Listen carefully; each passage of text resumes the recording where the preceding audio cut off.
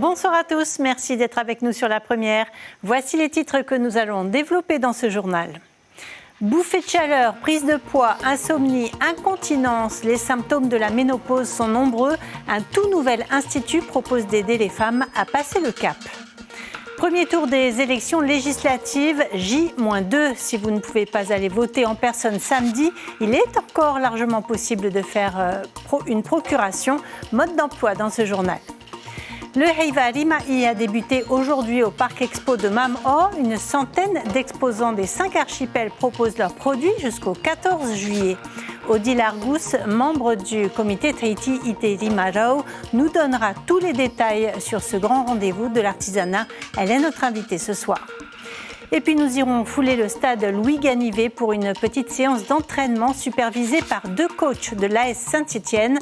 Un stage destiné aux footballeurs de 9 à 14 ans désireux de se perfectionner. C'est une première en Polynésie française, l'ouverture d'un institut spécialisé dans la ménopause. Il a ouvert ses portes le 20 juin à Mam'o. À sa tête, un gynécologue et ses 40 ans d'expérience professionnelle. L'objectif de cet institut est d'aider toutes les femmes à passer ce cap grâce à des traitements spécifiques. Présentation de la structure avec Delphine Poudroux et Rohan Pautoru. À l'Institut de la ménopause à Mam'o, le premier établissement du genre à Tahiti. Johanna, venez, prenez place, asseyez-vous. Le rendez-vous avec le gynécologue ressemble sur la forme à tous les autres. Mais sur le fond, l'échange n'est pas vraiment le même. C'est pas juste que vous ayez tout ça et qu'on n'ait pas de remède pour vous. Ici, on parle uniquement des problèmes des femmes qui n'ont plus leurs règles. Certaines attendaient cette écoute depuis très longtemps. On a des petits soucis comme les jeunes femmes qui sont autres et c'est bien d'avoir une oreille pour nous écouter. Face à elle, un Taoté Vainé expérimenté. Après 40 ans d'exercice, dont 25 ans à Tahiti, ce gynécologue a décidé d'ouvrir ce centre pour répondre à la demande grandissante des femmes. Elles viennent me voir parce que très souvent, elles sont un petit peu délaissées, elles ne savent pas où aller. Et donc moi, je leur propose une écoute déjà parce qu'elles sont toutes un peu perdues par cet épisode de leur vie qui leur pose des tas de problèmes et d'inconvénients qui sont très gênants. En remède aux symptômes de la ménopause chez les femmes, bouffée de chaleur, prise de poids, sécheresse vaginale, incontinence, le Taoté Vainé propose des traitements hormonaux et même des séances sur des machines spécifiques. Des protocoles de soins testés en avant-première par son épouse. On ne peut pas prescrire des choses et les conseiller si on ne les a pas essayées. Les femmes ménopausées ne sont pas périmées. Au contraire, c'est une nouvelle jeunesse si on a les outils pour pallier à ça. Lever les tabous sur les problèmes de la ménopause et accompagner au mieux des femmes à cette période de leur vie. C'est le pari que fait aujourd'hui le premier institut de la ménopause, ouvert depuis une semaine en Polynésie. Les fonctionnaires d'État polynésiens à nouveau mobilisés. Ils sont salariés de l'éducation nationale, de l'aviation civile, des services de l'État, douaniers, policiers. Plusieurs dizaines de personnes se sont réunies ce matin devant le Haut Commissariat pour se faire entendre. Ils réclament un juste calcul des pensions de retraite, un traitement équitable entre les fonctionnaires retraités polynésiens et ceux de l'Hexagone. Depuis la réforme de l'indemnité temporaire de retraite en 2009, l'État propose la cotisation volontaire de retraite. Mélodie Uhila Moafassione et Mirko Vanfo ont demandé plus de précisions à l'un des syndicalistes sur place.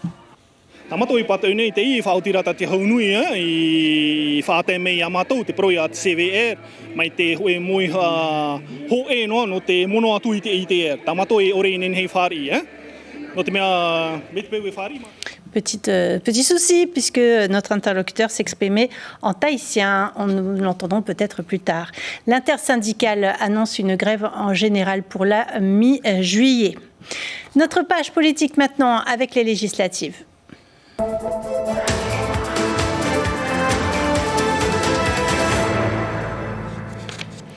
Le premier tour des législatives anticipées, c'est samedi, ici en Polynésie française. Plus de 212 000 électeurs sont appelés à élire leurs 3 représentants au Palais Bourbon. Une partie d'entre eux ne votera pas physiquement, mais par procuration. Quelles sont les modalités du vote par procuration? Réponse avec Mélodie Ouhilamo-Afassioné et Mirko Vandefo. Depuis l'annonce des élections législatives anticipées, la direction territoriale de la police nationale à Papeete a déjà traité un peu plus de 1300 procurations. On est venu faire des procurations pour que nos familles ici puissent voter, parce qu'on ne peut pas voter, parce qu'on se déplace dans les îles. Il faut avoir les numéros électoraux et la carte d'identité et se présenter en personne pour pouvoir signer les procurations. Pour que sa mère en métropole puisse voter à sa place, Victoire, elle, a fait ses démarches sur maprocuration.fr. Ne restait plus qu'à valider sa procuration dématérialisée au poste de police. C'est très rapide, il faut juste faire la demande de procuration en ligne. On marque son nom, son identité, où on vote et on choisit la personne qui aura notre droit de procuration en mettant son nom, ses prénoms et sa date de naissance. Et sa commune de vote. Et après, ça met moins de 5 minutes en ligne. On vient ici et on présente sa carte d'identité, le numéro qu'on a reçu par mail. Et en 30 secondes, c'est bon. À noter qu'un électeur ne peut voter qu'une seule procuration et qu'il n'est pas nécessaire qu'il soit de la même circonscription que le mandant. Quant à l'envoi des procurations vers les communes de vote, tout se fait désormais par lettre recommandée électronique. Vous avez la possibilité de contacter directement nos services en cas de difficulté. Si des communes annoncent que certaines procurations ne leur sont pas parvenues dans les temps, nous avons la possibilité de leur renvoyer ces documents dans des délais qui sont très courts. Les mandants peuvent aussi se rendre à la gendarmerie ou au tribunal de première instance. La DTPN peut traiter les procurations pour ces législatives jusqu'à la fermeture des bureaux de vote le 6 juillet prochain. Hier, vous avez pu assister à notre 3e et dernier débat avant le premier tour. Je vous propose ce soir de revoir un extrait du candidat du Rassemblement autonomiste Amui Tatau dans la première circonscription.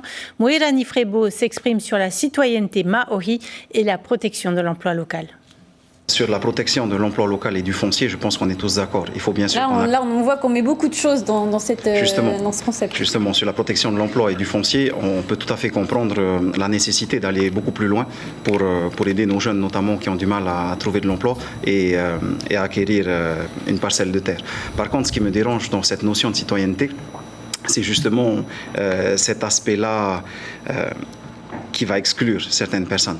Ça me paraît très compliqué. Vous savez, j'ai lu un peu les articles de Temadei où on parle de commission de naturalisation qui irait examiner qui remplit ou pas les critères pour être considéré comme étant citoyen polynésien. Et je pense que c'est dangereux dès lors qu'on commence à diviser les personnes. Comme l'a dit James O, l'objectif qui était porté par le député sortant était d'atteindre 100 000 signatures pour déposer le projet de loi à l'Assemblée nationale. Il en a obtenu 4 000. En plus de ça, il a même été désavoué par son propre président de parti. J'ai lu, avant de venir en plateau, la déclaration d'Oscar Temaru à l'époque, qui expliquait qu'il ne fallait pas perdre de temps avec la citoyenneté polynésienne et qu'il fallait passer directement à l'indépendance de ce pays. Donc si personne ne le soutient, ni au niveau du Taveni Huiratira, ni au niveau de la population, je ne vois pas l'intérêt de l'évoquer. Moirani Frebo, est-ce que justement le problème des fonctionnaires polynésiens qui ont du mal à rejoindre leur territoire d'origine, le problème du foncier, de l'emploi local, est-ce que ça peut être réglé autrement qu'en passant par cette case, entre guillemets, citoyenneté polynésienne? Évidemment, on a l'article 18 justement qui permet un certain nombre de mesures, y compris pour l'encadrement des professions libérales. Mais c'est uniquement l'alinéa 4 qui pose problème, parce qu'il impose des critères qui soient objectifs dans chacun des cadres. Mais là, Le Gaïc nous dit que finalement, cette loi, elle a ses limites et elle est insuffisante, elle ne va pas assez loin. Il faut la compléter, il faut la modifier, il faut peut-être la simplifier sur les conditions d'application. Mais l'article 18 est clair, il permet, sur une base de conditions de durée de résidence, de limiter l'accès aux emplois locaux. Je pense que c'est la façon peut-être la plus neutre de réserver les emplois aux Polynésiens, en mettant une condition de résidence qui serait bien sûr à discuter avec tous les partenaires sociaux, avec tous les partis. Mais entre 5 et 10 ans, ça protégerait l'emploi local. Il faut bien sûr assouplir l'alinéa 4 qui impose justement les conditions et qui ont rendu complexe l'application du texte, quel que soit le gouvernement. Mais on peut peut-être s'en sortir sans devoir monter l'usine à gaz que serait la citoyenneté maori telle qu'expliquée par le Tavini Huiratira. Je pense qu'on a beaucoup d'autres moyens. Et aussi, il y a une autre philosophie aussi qui peut être adoptée. Soit on se contente des emplois que l'on a et on les réserve uniquement aux locaux, ou soit on en crée de nouveaux. Et c'est vers ça que nous, on veut tendre. C'est vers la création d'emplois, c'est vers la création de logements, c'est vers la libéralisation du foncier. Et c'est comme ça qu'on pourra aussi satisfaire le besoin local. Mais ça ne passe pas par le député. C'est de compétences du pays. Le député a des leviers, bien sûr, avec par exemple, on en a parlé souvent, les politiques de défiscalisation qui peuvent être optimisées pour pouvoir permettre justement le soutien aux secteurs qui sont créateurs d'emplois. Je veux parler d'agrotransformation, je veux parler de tourisme. Grâce à ces aides, les investissements pourront être portés, les emplois seront créés et on n'aura plus ce problème d'emploi. Il faut partir du problème de départ et voir quel est le meilleur outil pour pouvoir le régler. Et je ne suis pas sûr que la citoyenneté maori fasse l'unanimité en Polynésie. Samedi, la majorité des bureaux de vote des 48 communes seront ouverts de 8h à 18h. Mais renseignez-vous, tout est sur notre site internet. Certaines communes ont prévu de fermer 1 heure plus tard. Quant à Punauia et Fa'a'a, elles fermeront à 20h. Voilà pour les législatives.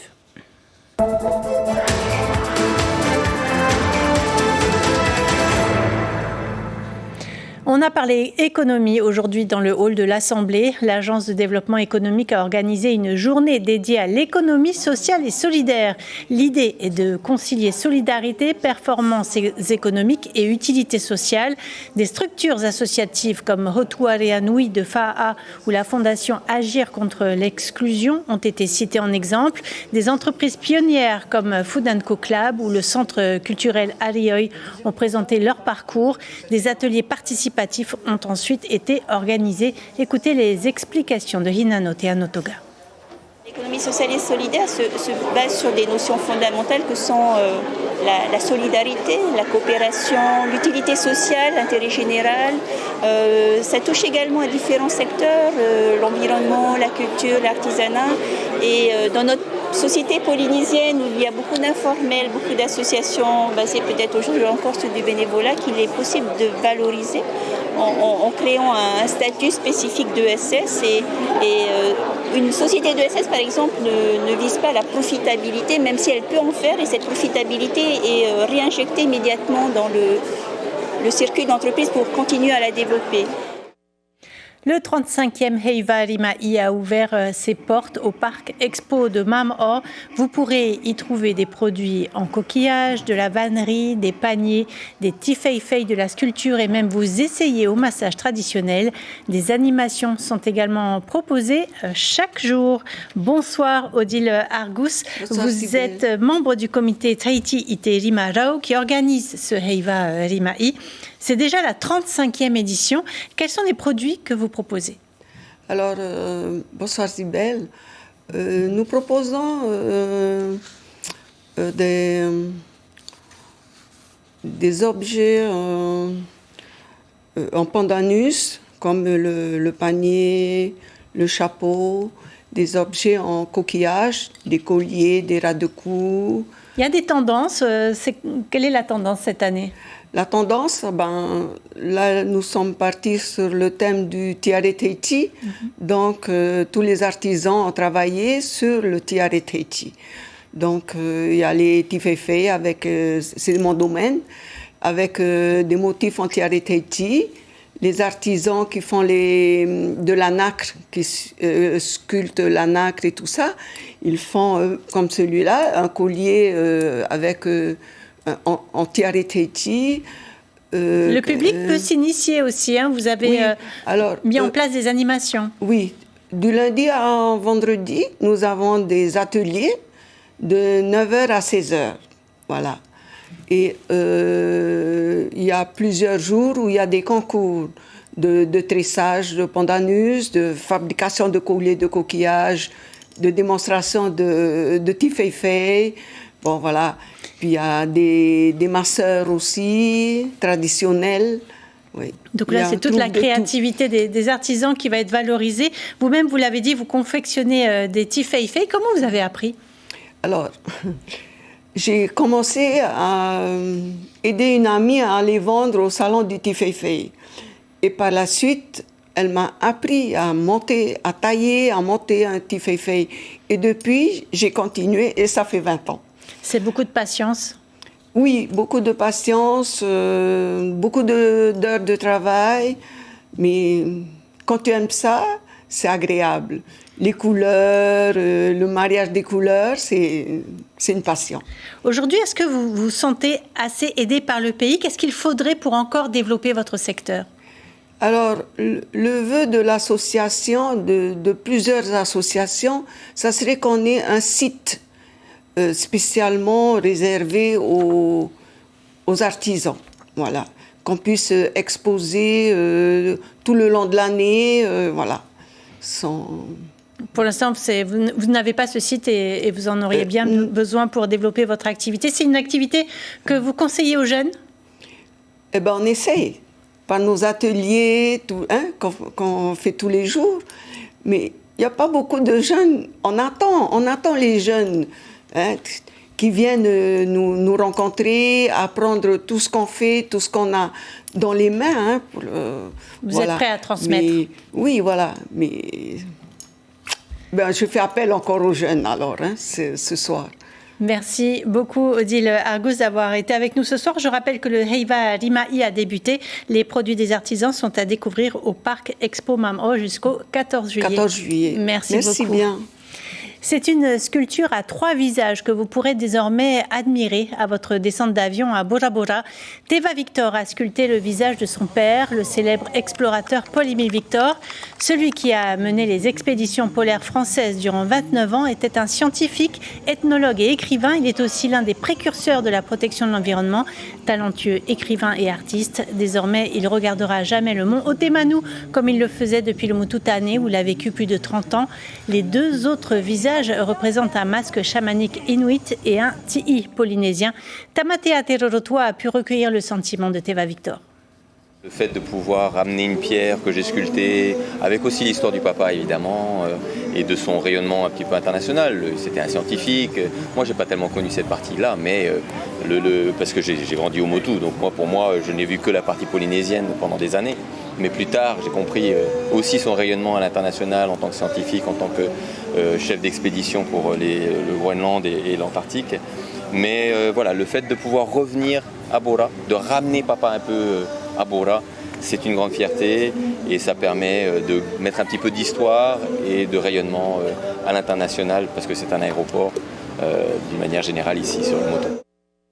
Oui, Paul-Émile Victor est né un 28 juin 1907. Ce sera demain le 117e anniversaire de sa naissance.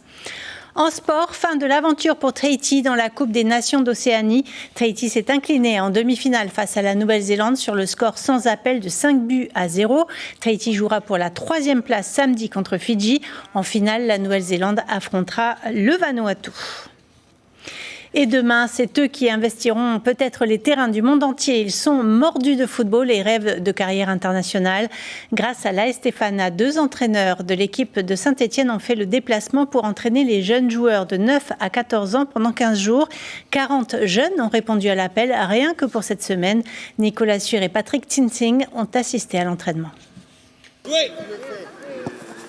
Le défenseur doit empêcher l'attaquant de passer par le centre. L'exercice est précis et pratique. J'ai la main, viens me fixer. Ok, là, je l'emmène là-bas pour pouvoir intervenir.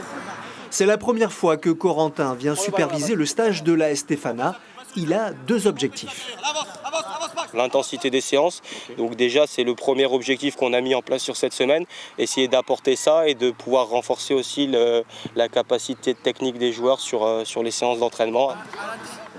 Avec lui, un préparateur physique et sa panoplie d'exercices. Il y avait des zones à viser, on va dire que la zone avant, on va dire la zone au premier poteau avec une course devant, une course au retrait aussi avec un joueur qui pouvait arriver de derrière, et avec des zones de centre à privilégier en fait, en fonction des courses des partenaires. Et une fois que ces joueurs étaient trouvés, c'était plutôt trouver le contre-pied du gardien. 2-3 quarts là-bas. Grâce à ce stage, les entraîneurs de Tefana observent clairement la progression de leurs protégés et apprennent également. On voit le niveau des coachs de Saint-Etienne. Donc c'est plus intense au niveau du rythme, c'est-à-dire toujours des ballons à disposition. Mais ceux qui ont le plus apprécié le stage sont bien les stagiaires eux-mêmes. J'ai appris la tactique et le physique. Genre offensif, travail offensif, les duels. Le placement. Le placement? Oui, sur le terrain et la défensif et offensif. En fait, on loupe aussi l'école. Donc moi j'adore ça. C'est comme si c'était des vacances. Un stage qui peut éventuellement les faire remarquer par des clubs nationaux, même si ce n'est pas le but. La semaine prochaine, les 13-18 ans pourront bénéficier à leur tour des précieux conseils de ces entraîneurs. Je viens fixer et je déclenche une patte pour pouvoir enchaîner. Et on arrive au terme de ce journal. Je vous en rappelle l'information principale.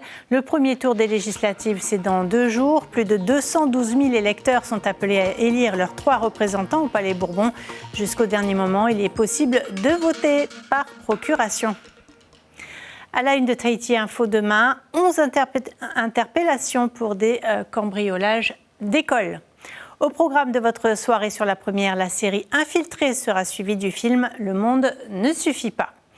Merci d'avoir suivi cette édition. Demain, vous aurez le plaisir de retrouver Marouki Duri.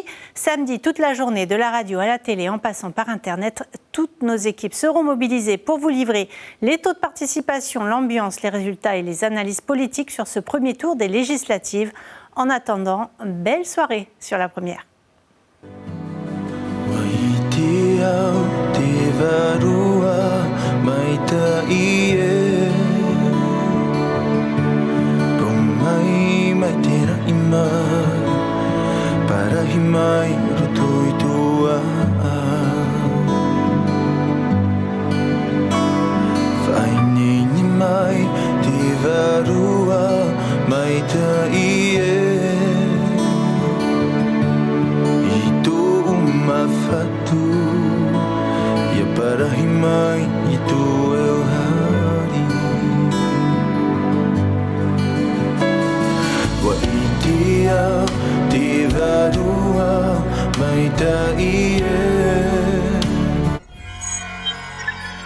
Retrouvez ce programme en replay sur notre site internet